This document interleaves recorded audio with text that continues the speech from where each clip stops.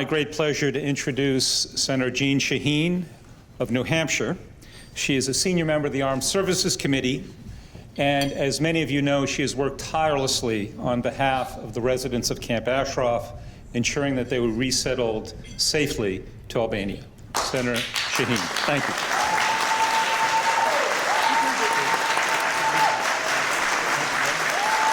Thank you very much. Thank you all. Thank you very much. That's very nice. Thank you. Thank you. Please be seated.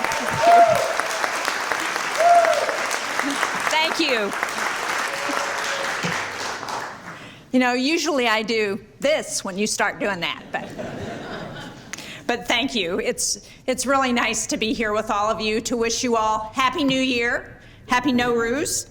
I want to just say thank you to Senator Cardin for his nice words, even though he has already left. As you heard him so eloquently, he is a real champion for human rights in Iran and around the world, and we need more champions for human rights, and thank you for what you all are doing on that score.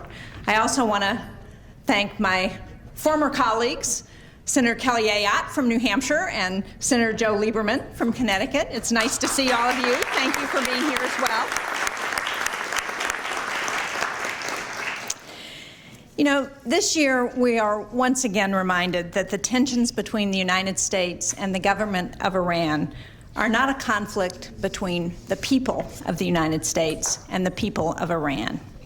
In fact, as everyone here knows, far more unites us as Americans and Iranians than divides us.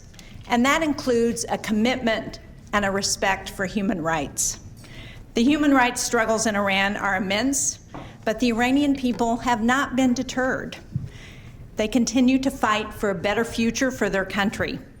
And now the people of Iran have taken to the streets to demonstrate in large numbers that they believe in freedom, in human rights for all, and in a government that answers to the people.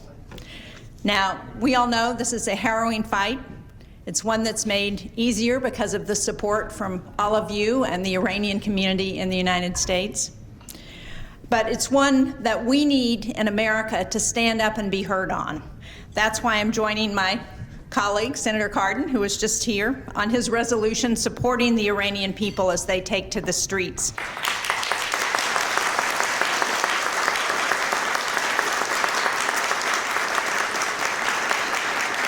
We want them to know, as they demand a better government that is responsive to the will of the people, that we in the United States support those demands, and we are going to stand up for the Iranian people.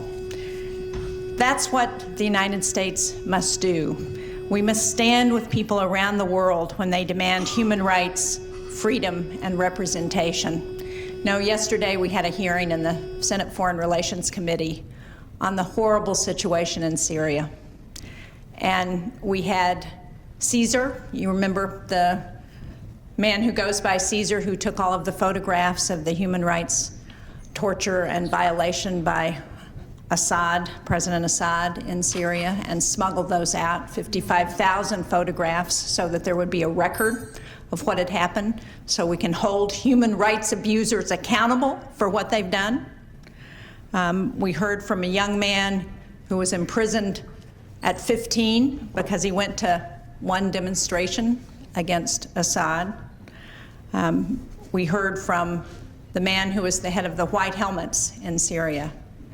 All stories that I'm sure Iranians could replicate as you think about the challenges that the Iranian people have dealt with in terms of the repressive regime there. But one of the things they all said to us was that the United States needed to speak up, needed to take a stand.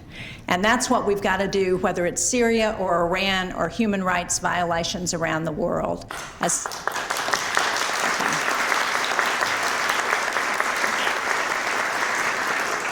We need to take a stand, and this Nowruz, I join you in celebrating human rights and Iran's rich cultural heritage. I thank you for demonstrating that the future of Iran must belong to the people of Iran, and I look forward to being here someday when that will be true for all of the Iranian people. Thank you very much.